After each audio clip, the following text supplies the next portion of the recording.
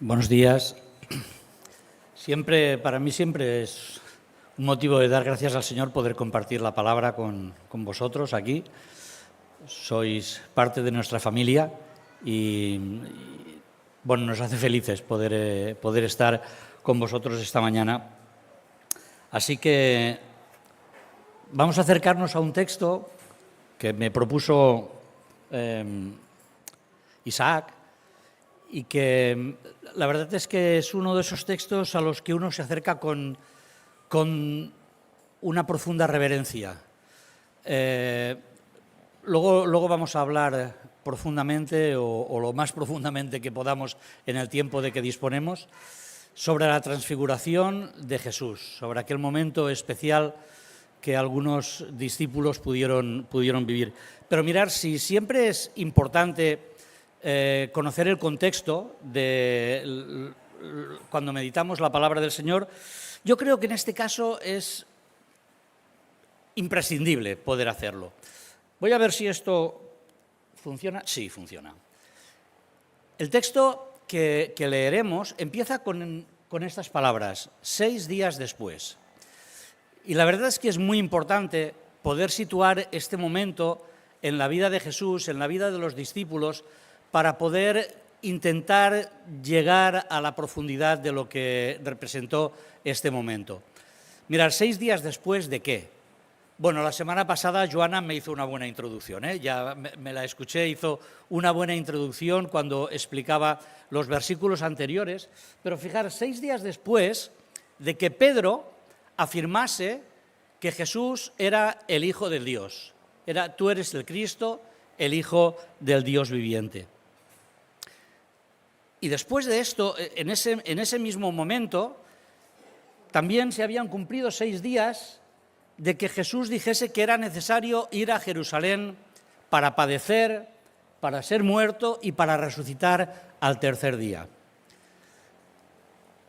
Esto, como también decía Joana la semana pasada, hizo que la cabeza de los discípulos bailase, no acababan de comprender muy bien esto que Jesús les decía y que les iba repitiendo. Y 6 días después de que el Señor hablase de los compromisos de seguirle, de qué significaba seguirle, de cuáles eran las condiciones del discipulado. Y pasados esos 6 días, dice la palabra que Jesús llevó a sus discípulos a un lugar especial, a un lugar, una montaña, dice que era un monte alto. Les llevó allí y ahora me vais a permitir que vaya al contexto posterior. Luego vamos a ir al centro de la cuestión y del texto, pero dejadme que vaya al contexto posterior porque es muy importante. Les llevó a un lugar en el que Jesús les dijo que era necesario todo aquello que había anunciado, que tenían que ser conscientes de que habían necesidades que estaban en el plan de Dios y que a veces ellos ni siquiera comprendían. Fijaros el texto que os he puesto ahí, no sé si todos lo vais a poder leer, pero yo leo, y dice que este es el contexto posterior. Dice, mientras bajaban del monte, Jesús les ordenó que no contaran a nadie lo que habían visto. Como ya muchos de vosotros tenéis muy claro qué es lo que sucedió, podéis imaginaros la dificultad que pudo representar para los discípulos mantener silencio de aquello que ellos habían visto. Pero es que hacía 6 días Jesús también les había dicho que guardasen silencio en cuanto a la afirmación de Pedro de que él era el Cristo, el Hijo de Dios. Les dijo que no contaran a nadie lo que habían visto hasta que el Hijo del Hombre hubiese resucitado. Y en efecto ellos guardaron este secreto, aunque discutían qué sería aquello de resucitar. Entonces le preguntaron, ¿por qué dicen los maestros de la ley que Elías tiene que venir primero? Jesús les contestó, es cierto que Elías ha de venir primero para ponerlo todo en orden. Pero por otra parte, ¿no dicen las Escrituras que el Hijo del Hombre ha de sufrir mucho y ha de ser ultrajado? En cuanto a Elías, os aseguro que ya vino, pero ellos lo maltrataron a su antojo, tal como dicen en las Escrituras sobre él. Y Mateo, en el relato paralelo añade, entonces los discípulos cayeron en la cuenta de que Jesús estaba refiriéndose a Juan el Bautista. Los discípulos no entendían lo que estaba pasando, ni lo entendían 6 días antes, cuando el Señor afirmó que tenía que morir y que tenía que sufrir, ni lo entendían ahora que acababan de ver algo espectacular. No entendían porque ellos habían visto cosas que les hacían entender que Jesús tenía poder para poder evitar aquello que estaba anunciando. La verdad es que Jesús hace referencia a los escribas, a los rabinos del momento, y les hace entender que había una ignorancia prácticamente voluntaria o ignorante de aquellos textos que en la palabra del Señor, en las escrituras que ellos conocían, anunciaban los sufrimientos del Mesías. Habían olvidado quizá el texto que nosotros conocemos tan apasionante de Isaías capítulo 53, cuando se describe el sufrimiento del siervo sufriente. Jesús tenía que hacer entender a sus discípulos que aquello que ellos veían y aquello que ellos iban a vivir era necesario. La cruz no era un accidente, no era algo que había salido mal en el plan de Dios. La cruz era algo necesario para la salvación. La muerte de Jesús no era una derrota, sino el primer paso glorioso hacia su glorificación. Y ellos debían entender esto.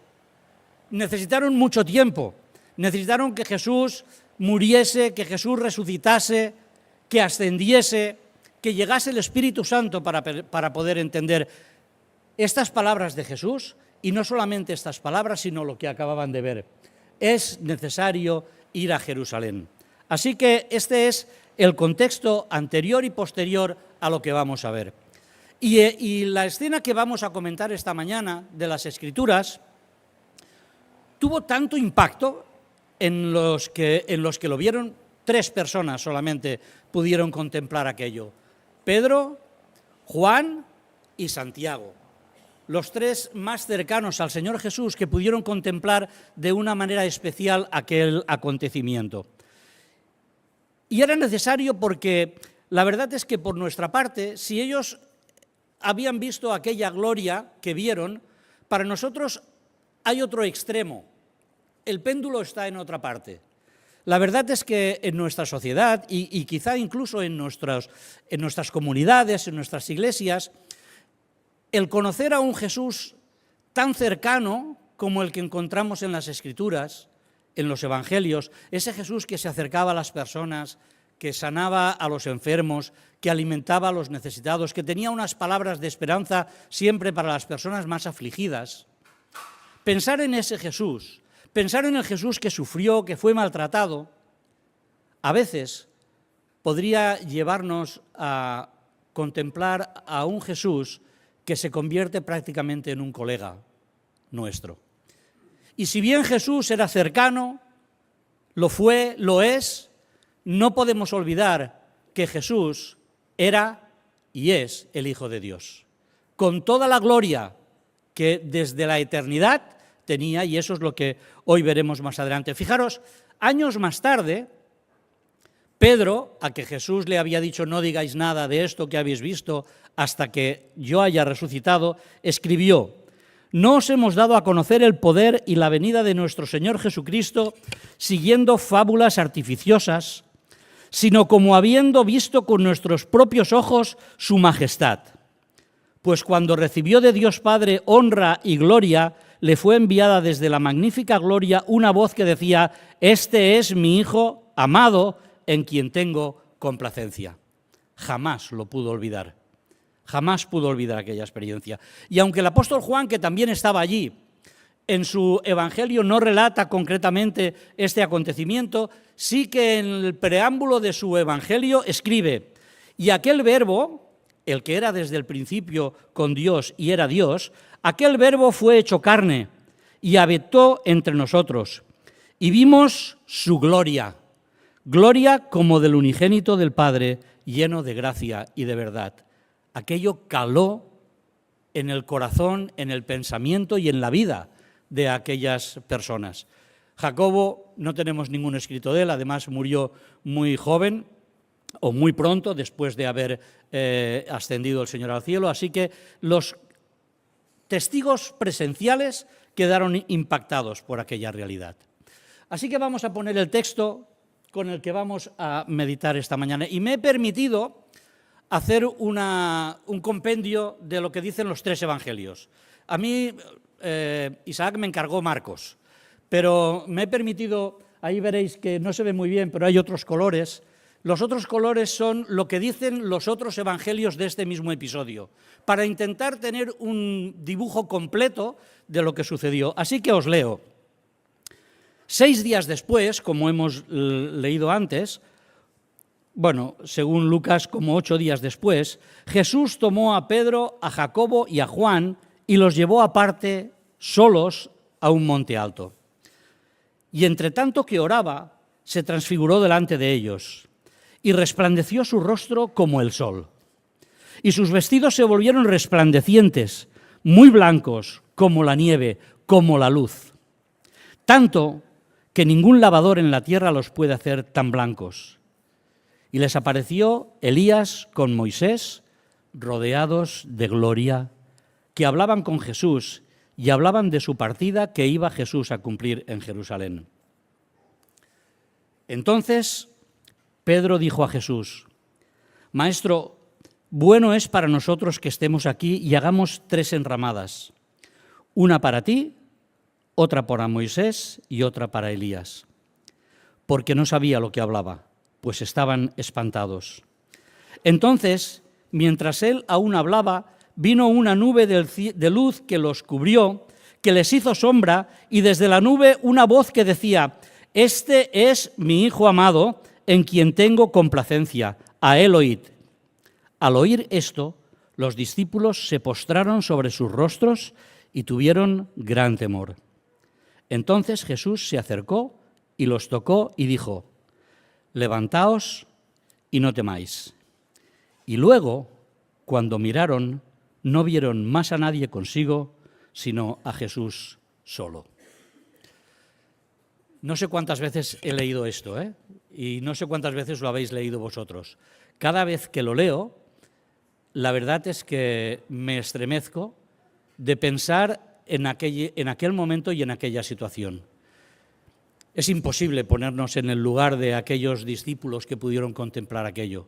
Pero si por un momento podemos imaginarnos aquella situación, seguramente estaríamos como los discípulos, rendidos con la cabeza en el suelo, temiendo y adorando. Mirad, en aquel momento, en aquella situación, hubo algo tan extraordinario que lo que sucedió fue que Jesús manifestó su identidad divina. El Maestro permitió que ese círculo íntimo suyo, Pedro, Juan y Santiago, pudiesen ver por anticipado lo que el resto de los discípulos tardaron años en ver. Pero déjame decirte algo, vieron por anticipado lo que tú y yo veremos un día. Lo que tú y yo veremos un día cuando estemos en la presencia del Señor. La gloria y la majestad de Jesús manifestada en aquel monte nos hacen acercarnos, nos hacen abrir los ojos a la realidad de la identidad divina de Cristo.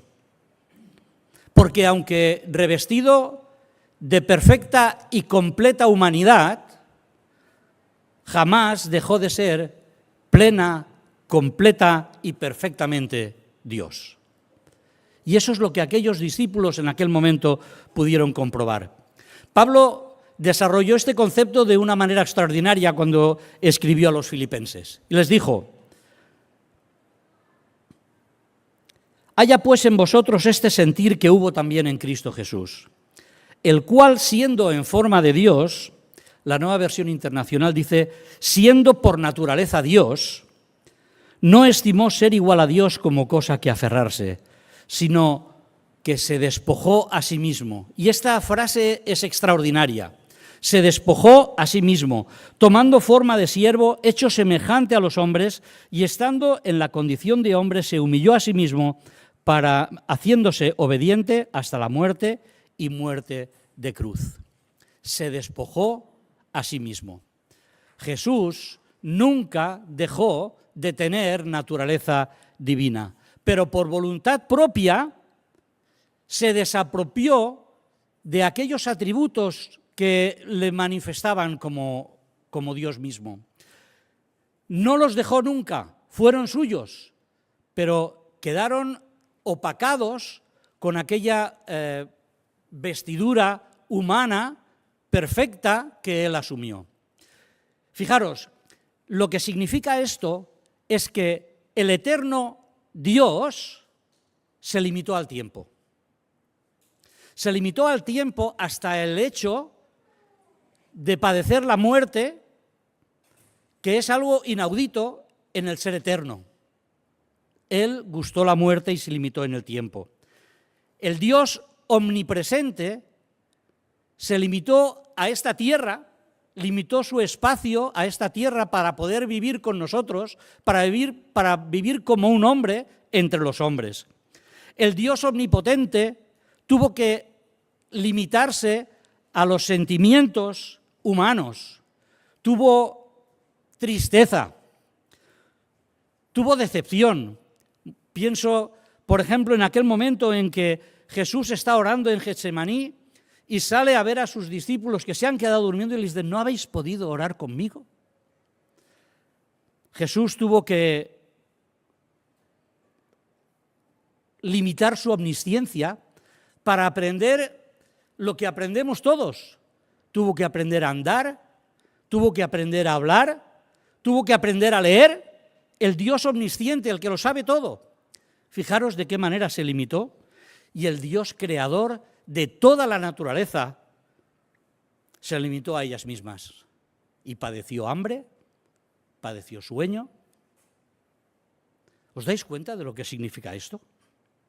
Por un momento, en aquel lugar, el Señor descorrió el velo que ocultaba su gloria, su divinidad, lo que le correspondía desde la eternidad, y dejó ver que en Él podemos ver la imagen del Dios invisible. Los discípulos pudieron ver un anticipo de la gloria del Rey, que como he dicho antes, veremos todos un día en su presencia. No fue un rayo de luz que iluminó a Jesús de una manera especial. No fue un foco que le hizo evidente delante de los que estaban a su lado. Quizá los que estáis más acostumbrados a leer las Escrituras recordaréis a Moisés, que cuando bajaba del monte resplandecía su rostro. Pero resplandecía su rostro porque reflejaba aquello que había visto, la gloria de Dios. Jesús no reflejaba nada externo. Jesús reflejaba lo que era suyo propio. Me gusta el matiz que hace Mateo cuando dice que resplandeció como el sol, porque el sol es el que tiene luz propia, no como la luna, que por mucho que brille en la noche recibe la luz del sol. Jesús resplandeció de su propia gloria, de la gloria que le correspondía. El Hijo poseía la gloria eterna desde antes de la fundación del mundo. Y cuando acabó su misión, se levantó en oración al Padre para decirle: Padre, glorifícame contigo, con la gloria que tuve contigo antes de que el mundo fuese. Así que Jesús dejó ver su gloria porque su rostro resplandeció, porque Él completamente se dejó ver ante sus discípulos como el Dios de la gloria. En Él habita corporalmente toda la plenitud de la deidad, como escribe Pablo a los colosenses. Así que cuando nos acercamos a esta escena, no nos acercamos a un milagro especial en el que Jesús mostró su divinidad. El milagro fue que Jesús se despojó, se anonadó, para vivir con nosotros, entre nosotros, con nosotros y como nosotros. Y con todo eso, con el objetivo de alcanzar la salvación, porque eso es lo siguiente que vieron aquellos discípulos. En Jesús se manifiesta al único protagonista de la salvación. Fijaros que dice el texto que hemos leído que aparecieron junto a él Moisés y Elías, los dos altos representantes de las Escrituras. Moisés, el que trajo la ley, el que acercó la ley de Dios al pueblo; Elías, el primero de los grandes profetas que mostró al pueblo que debía regresar a los caminos de Dios, los dos grandes hombres de Dios, a los que el profeta Malaquías, el último profeta del Antiguo Testamento, con los que cierra su profecía, dice: acordaos, dice Malaquías, acordaos de la ley de Moisés, mi siervo, al cual encargué en Horeb ordenanzas y leyes para todo Israel. He aquí, yo os envío al profeta Elías antes que venga el día de Jehová grande y terrible. Así que estos dos grandes representantes de la ley y de los profetas se encuentran también en gloria al lado de Jesús. Y aunque podían haber entablado una conversación sobre las maravillas del cielo, aunque podían haber hablado de lo que se disfrutaba en la gloria, de aquello que le correspondía a Jesús, su conversación fue por otro camino. Ellos hablaron con nuestro Señor y con su Señor de lo que iba a suceder pocos días después, poco tiempo después, en la ciudad de Jerusalén. Hablaban del ministerio que Jesús tenía que cumplir en Jerusalén. El motivo de la reunión fue alentar al Hijo de Dios para aquel ministerio que se había establecido, que se había pactado en la eternidad desde antes de la fundación del mundo. Aquello que el Padre y el Hijo habían establecido para tu salvación y para mi salvación se iba a cumplir en breve. Y aquellos hombres, Moisés y Elías, se acercan a Jesús para darle soporte en aquel ministerio. Porque nuestra salvación es el tema del cielo. ¿Os lo podéis imaginar? ¿Os podéis imaginar lo que representa esto? Nuestra salvación es el tema del cielo. Los ángeles se alegraron cuando Jesús nació. Los cielos se lloraron cuando el Hijo de Dios murió en la cruz. Pero el tema del cielo, de lo que hablaban Moisés y Elías con Jesús, era tu salvación y mi salvación. Era lo que Jesús iba a hacer en Jerusalén. No hay temas más importantes, no hay ningún tema más importante, porque la ley y los profetas convergen en la persona de Jesucristo, en el que se materializa el plan de salvación de Dios. Vinieron a dar fuerza a Jesús. No porque Jesús necesitase una fuerza especial, sino para representar que el cielo estaba al lado de Jesús en aquel ministerio. Pocos días después nos dice el Evangelio que Jesús afirmó su rostro para ir a Jerusalén. Pasaba todo esto. Jesús sabía lo que le venía encima. Jesús sabía cuál era su destino humanamente hablando y afirmó su rostro para ir a Jerusalén. Era necesario que Jesús fuese hasta allí. En aquel monte se manifestó a Jesucristo como la voz suprema de la revelación. Es emotivo ver la escena, intentar sumergirse en ella y ver a Pedro, que una vez más toma la palabra en nombre de los discípulos. Hacía 6 días había dicho: tú eres el Cristo, el Hijo del Dios viviente. Hacía 6 días había reprendido a Jesús por decir que iba a ir a Jerusalén. Y ahora, una vez más, toma la palabra en nombre de sus 2 compañeros que estaban allí con él. Bueno es para nosotros que estemos aquí. Hay un detalle, solo lo explica Marcos esto. De los 3 evangelios que relatan esta escena, solo Marcos explica este detalle. Solo Marcos da detalles de la persona de Pedro en este momento. Y suponiendo, junto con otros eruditos bíblicos, que Pedro fue el que instruyó a Marcos, dándole los detalles y explicándole cosas sobre Jesús para que escribiese su evangelio, a mí, que ya sabéis que me gusta a veces hacerme películas en la cabeza, es que me imagino a Pedro al lado de Marcos diciéndole: escribe, Marcos, escribe. Me tenía que haber callado. Era el momento de guardar silencio. Era el momento de adorar, de escuchar. Y yo, hablando. Escribe. Hablaba porque no sabía lo que decía.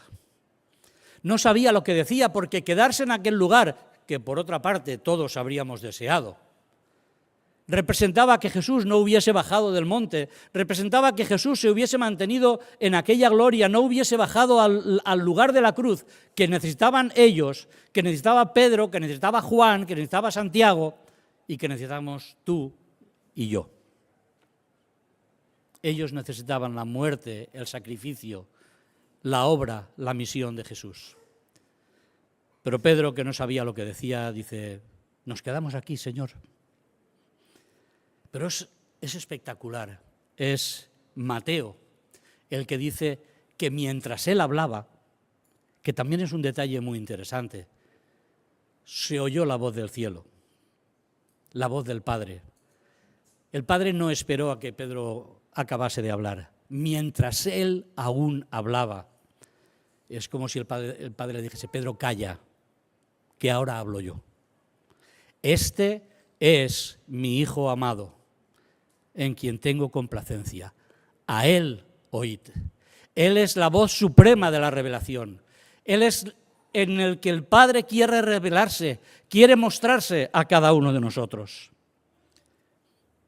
Las palabras del Padre eran para Pedro, para Juan y para Santiago, pero lo son para ti y para mí. Esas palabras que nos hacen entender que en Jesucristo es en el único en el que podemos ver a Dios Padre. Es el único en el que podemos encontrar el verdadero carácter de Dios, de amor, de justicia, de salvación, de perdón y de juicio. Ahí está Jesús mostrándonos al Padre. El escritor a la carta a los Hebreos también lo dejó claro, ¿no? Dios, habiendo hablado muchas veces y de muchas maneras en otro tiempo a los padres por los profetas, en estos postreros días nos ha hablado por el Hijo, la voz suprema de la revelación. Jesús no es un maestro más. Esto lo decíamos hace un par de meses cuando predicaba aquí, y lo decía Joana también la semana pasada. Jesús no es un maestro más. Ni siquiera es el más grande maestro de la humanidad. Jesús es quien nos muestra a Dios, quien nos revela su voluntad salvadora, quien levanta la voz para decirnos: venid a mí los que estáis trabajados y cargados, y yo os haré descansar. El que ofrece descanso a la humanidad, el que ofrece paz, pero no la paz del mundo, sino la paz que viene de Dios. El que ofrece el consuelo en medio de los momentos difíciles de la vida, en los momentos en que todo se rompe, aparece la paz de Dios reflejada en nuestra vida. El único que muestra el camino que lleva a la gloria. Yo soy el camino, la verdad y la vida. Jesús es la elección del Padre para su autorrevelación al mundo. Y en aquel lugar se manifestó a Jesucristo como único y suficiente mediador de la salvación. El fin del Evangelio es hacernos entender que el gran beneficio de las personas, de los discípulos, es seguir a Jesús y estar con Él. Ese es el gran beneficio que nosotros podemos disfrutar. Porque, como decíamos, a pesar del bienestar, a pesar de la situación extraordinaria que Pedro, Juan y Santiago estaban viviendo en aquel momento, en aquel lugar, como decíamos también nosotros hubiésemos querido quedarnos allí, a pesar de eso, la gloria se disipa. ¿Y sabéis? Solo queda Jesús. La gloria se disipa y solo queda Jesús. Cuando levantaron su cabeza del suelo, cuando se disipó la gloria, que había ocultado todo lo que estaban viendo, levantaron la mirada. Y dice el texto que no vieron a nadie más, sino a Jesús solo. Esta frase para mí es extraordinaria, porque lo que les estaba haciendo entender, lo que les estaba haciendo ver, aunque no lo entendiesen en aquel momento, es que mirar a Jesús es suficiente. Es suficiente mirar a Jesús para poder imitarle, para poder hacer aquello que Él nos ha enseñado. Aprended de mí que soy manso y humilde de corazón. Mirad a mí, dice la palabra. Este es mi Hijo amado en quien tengo complacencia. A Él oíd. Solo Jesús a quien oír, para aprender, para encontrar el camino que Dios quiere para nosotros. Oídme todos y entended, decía Jesús cuando predicaba a las personas que le estaban escuchando o que habían a su alrededor. Nadie más, solo Jesús, nadie más en quien confiar. Aquel que dio a sus discípulos en momentos difíciles les dijo: confiad en mí, yo he vencido al mundo. En el mundo vais a tener aflicción, pero yo he vencido al mundo. Solo Jesús a quien seguir. Venid a mí los que estáis trabajados y cargados, y yo os haré descansar. Se disipó la gloria y quedó solo Jesús.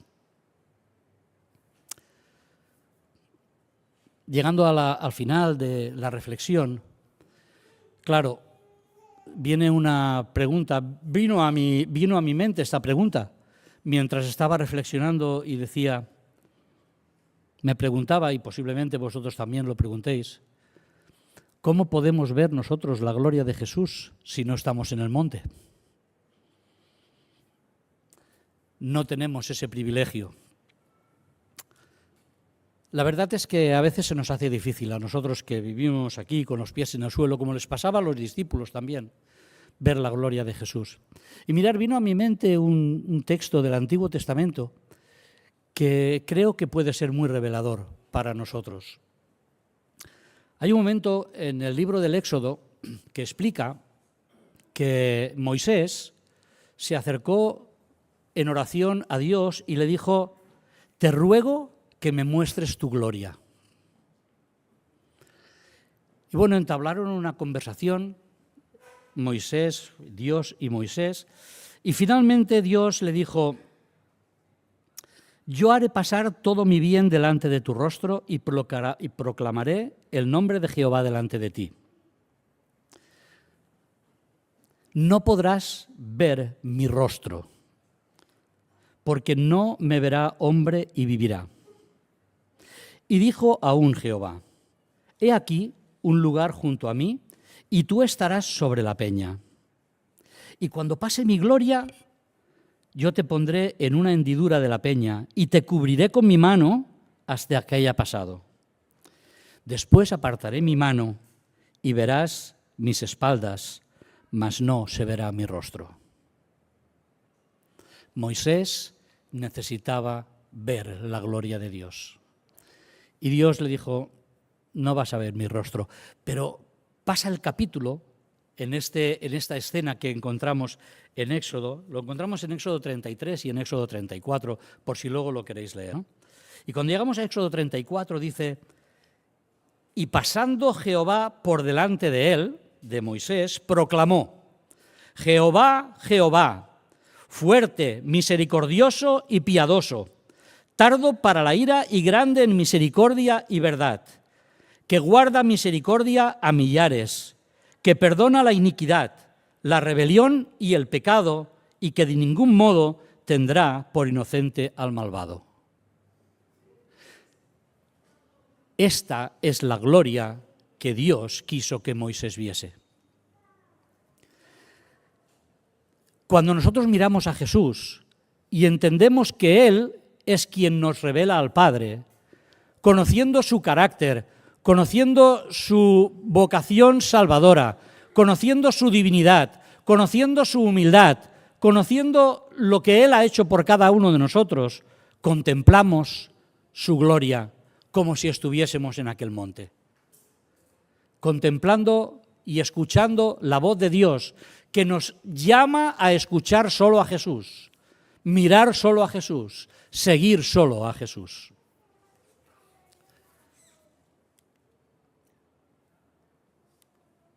Jesús, finalmente, para concluir, es la única voz autorizada de la revelación de Dios, el único y suficiente Salvador para nosotros. Seguimos a Jesús para mirarle solo a Él, para escucharle solo a Él y confiar solo en Él, y dejadme añadir, y servirle solo a Él.